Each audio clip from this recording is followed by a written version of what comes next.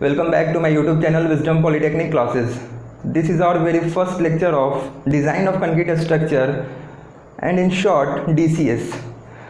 This is one of very important subject for civil student और ये subject आपका civil engineering के लिए बैकबोन बोला जाता है। अगर ये सब्जेक्ट आपका इस सब्जेक्ट का अगर कंसेप्ट आपके पास क्लियर नहीं है तो आप कोई भी स्ट्रक्चर को डिज़ाइन नहीं कर सकते। इसीलिए आपको इस सब्जेक्ट को लास्ट सेमेस्टर में पढ़ाया जाता है और ये भी बोला जाता है कि यह सब्जेक्ट काफ़ी टफ है। टफ उन बच्चों के लिए है जिनका कंसेप्ट क्लियर नहीं है। अगर आपका कंसेप्ट क्लियर हो गया तो ये सब्जेक्ट बहुत ही ज़्यादा इंटरेस्टिंग सब्जेक्ट है।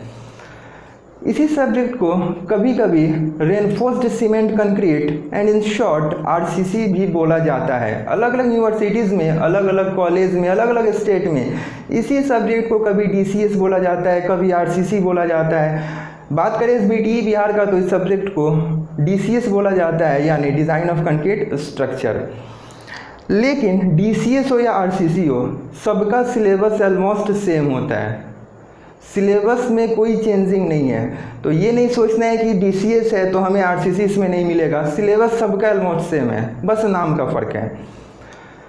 जैसे कि ये हमारा फर्स्ट लेक्चर है, इंट्रोडक्शन क्लास है, तो आज हम बस इसमें हम देखेंगे कि क्या क्या हमें बेसिक पढ़ना है। हमें खासकर एसबीटी बोर्ड के लिए, जो बिहार स्टूडेंट के लिए, उन्हें क्या क्या पढ़ना है सिलेबस में, किस तरह का न्यूमेरिकल सॉल्व करना है, आज हम उसमें बात करेंगे। जैसे कि आप लोग एसबीटी थर्ड सेमेस्टर में पॉलीटेक्निक स्टूडेंट की हम बात कर रहे हैं, जो बिहार पॉलीटेक्निक के हैं, वो थर्ड सेमेस्टर में एक सब्जेक्ट पढ़े थे जो कि आपको ध्यान होगा कंक्रीट टेक्नोलॉजी के बारे में। कंक्रीट टेक्नोलॉजी में क्या था, तो बस थ्योरी सब्जेक्ट था।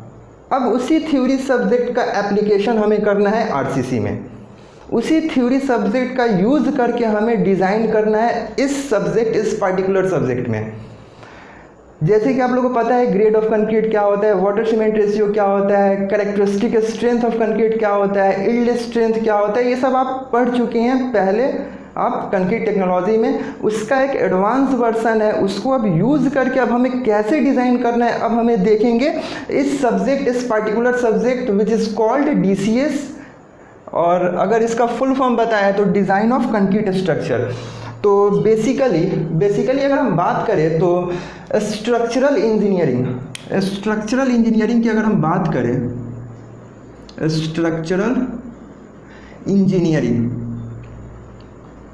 ये कोई एक नया सब्जेक्ट नहीं है, ये स्ट्रक्चर से रिलेटेड हम बात कर रहे हैं। मतलब इसमें आपका डीसीएस भी आ जाएगा, इसमें आपका थ्योरी ऑफ स्ट्रक्चर भी आ जाएगा, जो आप फिफ्थ सेमेस्टर में पढ़े होंगे थ्योरी ऑफ स्ट्रक्चर के बारे में। तो स्ट्रक्चरल इंजीनियरिंग को बेसिकली दो भाग में बांटा गया है। पहला भाग क्या होता है, तो फर्स्ट पार्ट होता है स्ट्रक्चरल इंजीनियरिंग का एनालिसिस। फर्स्ट पार्ट क्या होता है स्ट्रक्चरल इंजीनियरिंग का एनालिसिस, और सेकेंड पार्ट क्या होता है हमारा, सेकेंड पार्ट होता है डिज़ाइन।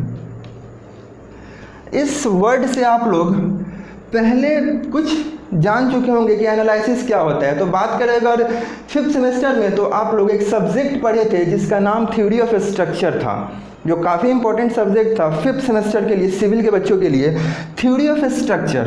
तो एनालिसिस में ऑलमोस्ट हम लोग फोर्थ सेमेस्टर में हम लोग क्या पढ़े थे, एक सब्जेक्ट था मैकेनिक्स ऑफ सॉलिड, या फिर उसी सब्जेक्ट को हम बोला जाता है स्ट्रेंथ ऑफ मटेरियल।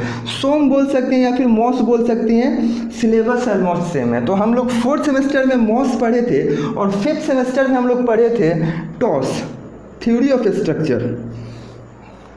इस दो सब्जेक्ट में हम एनालिसिस के बारे में पढ़े थे कि एनालिसिस हम कैसे करते हैं और कैसे हम किसी भी स्ट्रक्चर को एनालाइज करते हैं और हम क्या क्या उसमें फाइंड करते हैं। तो मॉस में आप लोग पढ़ चुके हैं एनालिसिस के बारे में, टॉस में भी पढ़े थे आप एनालिसिस के बारे में। लेकिन अगर हम डिज़ाइन की बात करें तो डिज़ाइन में आपका क्या क्या सब्जेक्ट आ जाएगा, एक आ जाएगा आपका आरसीसी आ जाएगा, रेनफोर्स्ड सीमेंट कंक्रीट, और कभी कभी इसी सब्जेक्ट को बोला जाता है DCS, design of concrete structure, इसी सब्जेक्ट को बोला जाता है।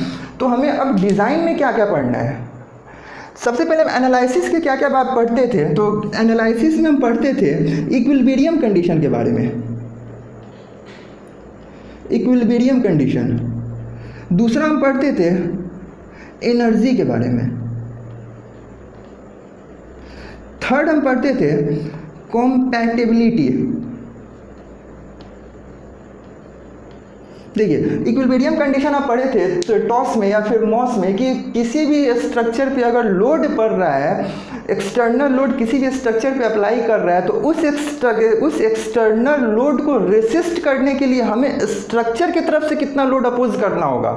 इक्विलिब्रियम कंडीशन कि जितना फोर्स ऊपर से आ रहा है उतना ही फोर्स ये नीचे से दे रहा है, तो मतलब ये इक्विलिब्रियम कंडीशन हो गया, कोई भी हमारे स्ट्रक्चर फेल्योर नहीं करेगा। ये सब हम ऑलमोस्ट ये सब एनालिसिस में हम लोग पढ़ चुके हैं, इक्विलिब्रियम के बारे में, एनर्जी के बारे में, कॉम्पैटिबिलिटी के बारे में। हमें मेन फोकस करना है डिज़ाइन के बारे में कि डिज़ाइन में हम क्या क्या देखते हैं। एक्चुअली डिज़ाइन में हम बेसिक कंसेप्ट क्या क्या देखते हैं। तो सबसे पहले हम डिज़ाइन में देखते हैं कि हमारे पास कोई भी स्ट्रक्चर हो, वो स्ट्रक्चर कैसा होना चाहिए, सर्विसिएबिलिटी होना चाहिए, मतलब सर्विसेबल होना चाहिए। दूसरा हमें पढ़ना है इसके बारे में, सर्विसिबिलिटी पढ़ना है। दूसरा हमें पढ़ना है इसके बारे में इकोनॉमी होना चाहिए, इकोनॉमिकल। थर्ड हमें पढ़ना है इस सब्जेक्ट के बारे में सेफ्टी भी होना चाहिए। फोर्थ हमें पढ़ना है इसके बारे में कि सेफ्टी हो गया, सर्विसिबिलिटी, और फोर्थ है हमारा ड्यूरेबिलिटी। ये चार कंसेप्ट हमें क्लियर करना है डिज़ाइन में। डिज़ाइन में ऑलमोस्ट हम तकरीबन यही चार टॉपिक हम देखते हैं कि सर्विसिबिलिटी क्या होता है। तो जो भी हम स्ट्रक्चर पे एक्सटर्नल लोड अप्लाई कर रहे हैं तो उस एक्सटर्नल लोड को उस स्ट्रक्चर आसानी से रेसिस्ट कर सके, मिनिमम अमाउंट में डिफ्लेक्शन आए, मिनिमम अमाउंट में क्रैक्स आए, ये सब क्या देखते हैं हम सर्विसिबिलिटी में देखते हैं कि जो भी क्रैक्स आ रहा है एक्सटर्नल लोड की वजह से स्ट्रक्चर में, तो एक सर्टेन लिमिट में होना चाहिए, मैक्सिमम डिफ्लेक्शन नहीं होना चाहिए। अगर आपका मैक्सिमम डिफ्लेक्शन हो गया तब तो ये आपका सर्विसेबल नहीं है। दूसरा है इकोनॉमिकल। तो आप जो भी देखते होंगे आरसीसी स्ट्रक्चर को या फिर बड़े बड़े स्ट्रक्चर को, तो उसमें बहुत सारे मटेरियल, बहुत बड़े क्वांटिटी में मटेरियल का यूज़ होता है। तो जो भी हम मटेरियल यूज़ कर रहे हैं वो क्या होना चाहिए, हमारा इकोनॉमिकल होना चाहिए, ज़्यादा कॉस्टली नहीं होना चाहिए। ये सब डिज़ाइन में देखते हैं। थर्ड है हमारा सेफ्टी होना चाहिए कि हमारा जो भी स्ट्रक्चर बना है वो लॉन्ग टाइम चले, सेफ रहे, क्रैक्स नहीं आए, या फिर कोई अर्थक्वेक आ रहा है तो उसके वजह से हमारा कुछ नुकसान ना हो स्ट्रक्चर में। फोर्थ में हमें देखना है ड्यूरेबिलिटी के बारे में कि लंबे समय तक चले स्ट्रक्चर। ड्यूरेबिलिटी क्या होता है, तो आजकल जनरली मॉडर्न जो भी स्ट्रक्चर बन रहा है, नया स्ट्रक्चर, मिनिमम लाइफ है 50 ईयर्स और मैक्सिमम लाइफ कितना है 100 ईयर्स। तो ये सब आपको ध्यान रखना है। तो बेसिकली हमें एनालिसिस, डिज़ाइन, एनालिसिस आप लोग पहले पढ़ चुके हैं। डिज़ाइन में हमें बेसिकली ये सब के बारे में पढ़ना है और ये सब के बारे में हमें आगे के लेक्चर में डिटेल में पढ़ना है। ये तो आपको बस शॉर्ट में बता रहे हैं कि हमें बेसिकली क्या क्या पढ़ना है। अगर हम बात करें एनालिसिस को, तो एनालिसिस जनरली क्या कहा बोला जाता है, तो किसके कोई लार्ज मेंबर को आपस में कनेक्ट कर देते हैं, कोई भी बीम को, कॉलम को आपस में कनेक्ट करके एक स्ट्रक्चर बनाते हैं। उस स्ट्रक्चर पे हम लोड अप्लाई करते हैं और हम देखते हैं कि उस एक्सटर्नल लोड की वजह से उस स्ट्रक्चर में कितना डिफॉर्मेशन आया, कितने अमाउंट में डिफ्लेक्शन आया, कितने अमाउंट में बेंडिंग मोमेंट इंड्यूस हुआ। तो ये सब हम क्या देखते हैं, एनालिसिस में देखते हैं। एनालिसिस में हम क्या देखते हैं कि when a large number connect together, और जब उस पर हम अप्लाई करेंगे लोड, तो उस एक्सटर्नल लोड की वजह से उस पार्टिकुलर स्ट्रक्चर में कितना बेंडिंग मोमेंट आया, कितने अमाउंट में हमारा शियर फोर्स आया, कितने अमाउंट में हमारा डिफ्लेक्शन हुआ, डिफॉर्मेशन हुआ। तो ये सब हम क्या देखते हैं, ये सब हम देखते हैं हमें बेसिकली एनालिसिस में कि बेंडिंग मोमेंट कितना आया, उसमें शियर फोर्स कितना आया, डिफ्लेक्शन कितना आया। जो कि आप लोग एनालिसिस की अगर हम बात करें तो थ्योरी ऑफ स्ट्रक्चर में आप क्या पढ़े हैं, थ्योरी ऑफ स्ट्रक्चर में आप यही तो पढ़े हैं कि हम कोई भी आपको सिंपली सपोर्टेड बीम दे देता था, कोई भी आपको कैंटिलीवर बीम दे देता था, उस पर किसी अमाउंट का लोड अप्लाई कर देता था, या तो यूडीएल या तो पॉइंट लोड।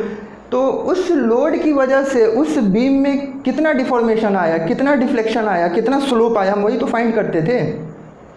हम वही तो फाइंड करते थे एनालिसिस में, थ्योरी ऑफ स्ट्रक्चर में, कि बताइए इस स्ट्रक्चर में मैक्सिमम डिफ्लेक्शन कहाँ पे होगा, मैक्सिमम आपका स्लोप कहाँ पे होगा। डिज़ाइन की तो बात हम नहीं करते थे कि हाँ हमारा कितना साइज़ है डायमेंशन का, ये सब हम डिस्कस नहीं करते थे एनालिसिस में।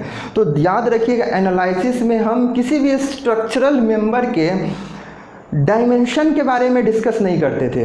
बस हम एनालिसिस में डिस्कस करते थे कि उस स्ट्रक्चर मेंबर का बिहेवियर क्या है, वो कैसा अपना नेचर शो कर रहा है, कि लोड अप्लाई करने के बाद कितना डिफॉर्म हो रहा है, कितना डिफ्लेक्शन हो रहा है, ये सब हम पढ़ते थे एनालिसिस में। हमें एनालिसिस में याद रखिएगा, एनालिसिस में हम किसी भी स्ट्रक्चरल मेंबर के डायमेंशन के बारे में डिस्कस नहीं करते थे कि हम कितने का डायमेंशन हम यूज़ कर रहे हैं, किसी भी स्ट्रक्चर पर लोड लगा रहे हैं तो उस स्ट्रक्चरल मेंबर का डायमेंशन कितना है, ये सब हम डिस्कस नहीं कर रहे थे।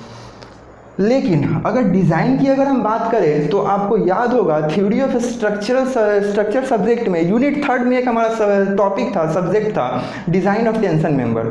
उसमें एक न्यूमेरिकल आपको पढ़े होंगे डिज़ाइन के बारे में कि डिज़ाइन में क्या करता है, कि डिज़ाइन में आपके क्वेश्चन में लोड गिवन कर देता है कि इस स्ट्रक्चर पे हमारा इतना लोड आ रहा है। एज्यूम कर लीजिए कि हमारे किसी स्ट्रक्चर पे 100 किलो न्यूटन का लोड एक्ट कर रहा है, तो उस 100 किलो न्यूटन फोर्स को रेसिस्ट करने के लिए जो हमारा स्ट्रक्चरल मेंबर होगा, जो हमारा जो स्ट्रक्चर का मेंबर होगा, जो हमारा बीम होगा, जो हमारा कॉलम होगा, उस 100 किलो न्यूटन को रेसिस्ट करने के लिए उस बीम का कितना विड्थ होना चाहिए, कितना लेंथ हम रखेंगे ताकि उस 100 किलो न्यूटन को आसानी से रेसिस्ट कर सके, अपोज कर सके। तो ये सब हम डायमेंशन से डिस्कस करते थे डिज़ाइन में। तो डिज़ाइन में बेसिकली हम क्या करते हैं कि कोई भी हम एज्यूम कर लेते हैं डायमेंशन को, कि हमारा इतने का डायमेंशन हम एज्यूम कर लेते हैं। एज्यूम करने के बाद उस डायमेंशन पे हम लोड अप्लाई करते हैं। उस स्ट्रक्चर मेंबर जो हम डिसाइड किए हैं, जो एज्यूम किए हैं, जो डायमेंशन ऑफ स्ट्रक्चर मेंबर, उस स्ट्रक्चर मेंबर को हम क्या करेंगे, लोड अप्लाई करते हैं। लोड अप्लाई करने की वजह से हम देखेंगे कि उस पर्टिकुलर स्ट्रक्चर में कितना डिफॉर्मेशन हुआ, कितना डिफ्लेक्शन हुआ, कितना बेंडिंग मोमेंट इंड्यूस हुआ, या फिर कितना शेयर फोर्स इंड्यूस हुआ। अगर उस पर्टिकुलर स्ट्रक्चर में अगर मिनिमम अमाउंट में अगर डिफ्लेक्शन आ रहा है, तब तो हमारा जो एज्यूम किए हैं जो हम डायमेंशन, वो बिल्कुल परफेक्ट है। अगर मिनिमम अमाउंट में बेंडिंग मोमेंट आ रहा है, जो एज्यूम किए हैं डायमेंशन, बिल्कुल परफेक्ट है हमारा डिज़ाइन।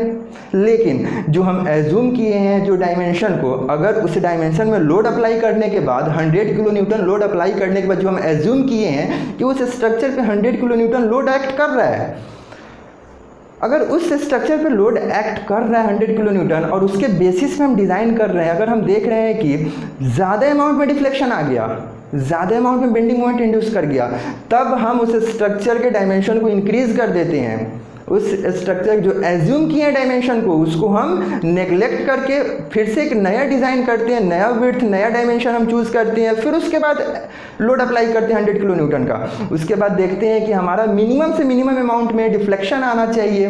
यही होता है हमारा डिज़ाइन। तो बेसिकली डिज़ाइन की बात करें तो डिज़ाइन में हम किसी भी स्ट्रक्चरल मेंबर के डायमेंशंस के बारे में बात करते हैं कि हम कितना डायमेंशन रखेंगे ताकि ये जो एक्सटर्नल लोड आएगा उसको आसानी से रेसिस्ट कर सकेगा, आसानी से इक्विलिब्रियम कंडीशन में रह सकेगा, ताकि मिनिमम अमाउंट ऑफ क्रैक आए। इक्विलिब्रियम कंडीशन में रहेगा तो जाहिर सी बात है मिनिमम अमाउंट में क्रैक आएगा, मिनिमम अमाउंट में डिफ्लेक्शन आएगा। लेकिन अगर जहाँ पे हमारा एक्सटर्नल लोड इंक्रीज कर गया as compare to the load given by structure, जो स्ट्रक्चर के द्वारा अपोज किया जा रहा है, अगर वो कम हो गया किसके कंपेयर में, जो एक्सटर्नल लोड अप्लाई कर रहा है, तब हमारा स्ट्रक्चर सेफ नहीं होगा। मैक्सिमम अमाउंट में डिफ्लेक्शन आएगा, मैक्सिमम अमाउंट में हमारा shear force, bending moment induce होगा, जो कि हमारे लिए सेफ नहीं होगा। तो बेसिकली यही सब हम पढ़ेंगे इस डिज़ाइन टॉपिक में। क्लियर है? आई होप कि आपका एनालिसिस टर्म और डिज़ाइन टर्म क्लियर हो गया होगा कि एनालिसिस क्या होता है, डिज़ाइन क्या होता है। ये बहुत इंपॉर्टेंट है, याद रखिएगा। एंड मैक्सिमम टाइम्स इंटरव्यू में आपको पूछ दिया जाता है कि एनालिसिस क्या होता है, डिज़ाइन क्या होता है, क्या डिफरेंस होता है दोनों में। तो आपको बस आई होप कि आपको क्लियर हो गया होगा एनालिसिस और डिज़ाइन के बारे में। अब हम बात कर लेते हैं कि आपके सिलेबस में क्या क्या पढ़ना है, कौन कौन यूनिट में क्या क्या पढ़ना है, कितना तरह का न्यूमेरिकल पढ़ना है, तो उस पर हम डिस्कस कर लेते हैं। अब तो बेसिकली आपके सिलेबस में 8 यूनिट है। According to SBT Bihar polytechnic आपको 8 यूनिट पढ़ना है। और पहला यूनिट की अगर हम बात करें, फर्स्ट यूनिट की बात करें अगर, तो ये आपका बेसिक है। ये आपका क्या है, बेसिक है, थ्योरी है सब्जेक्ट। इंट्रोडक्शन के बारे में पढ़ना है। और दूसरा आपको इसी इंट्रोडक्शन पार्ट में हमें पढ़ना है वर्किंग स्ट्रेस मेथड। इसी इंट्रोडक्शन पार्ट में हमें क्या पढ़ना है, वर्किंग स्ट्रेस मेथड। अब ये क्या होता है हम आगे आपको डिटेल में डिस्कस करेंगे कि ये वर्किंग स्ट्रेस मेथड होता क्या है। दूसरे यूनिट में हमें पढ़ना है लिमिट स्टेट मेथड के बारे में, लिमिट स्टेट मेथड, एंड इसको शॉर्ट में बोला जाता है LSM, लिमिट स्टेट मेथड। ये सब मेथड होता है डिज़ाइन करने का जो आगे हम डिस्कस करेंगे। थर्ड यूनिट में आपको पढ़ना है, ये हम हेडिंग दे देते हैं यूनिट्स। थर्ड में आपको पढ़ना है analysis of singly reinforced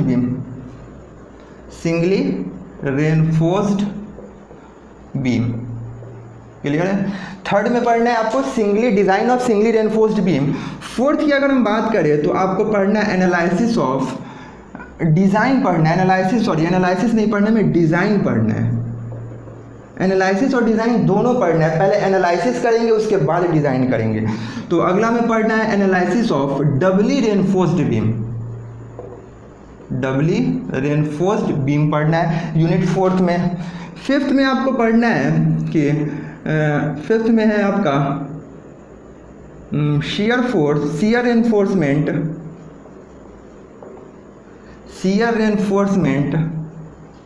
and development length, ये आपको यूनिट 5 में पढ़ना है। यूनिट 6 की अगर हम बात करें तो यूनिट 6 में आपको पढ़ना है design of T beam. 7th unit पे आपको पढ़ना है स्लैब के बारे में, और 8 यूनिट में पढ़ना है आपको कॉलम के बारे में। तो बेसिकली ये आपका 8 यूनिट है, और इसी 8 यूनिट आपका सिलेबस है according to SBT Bihar polytechnic, जो कि पहला और दूसरा थ्योरी पार्ट है, हमारा थ्योरी का पार्ट है।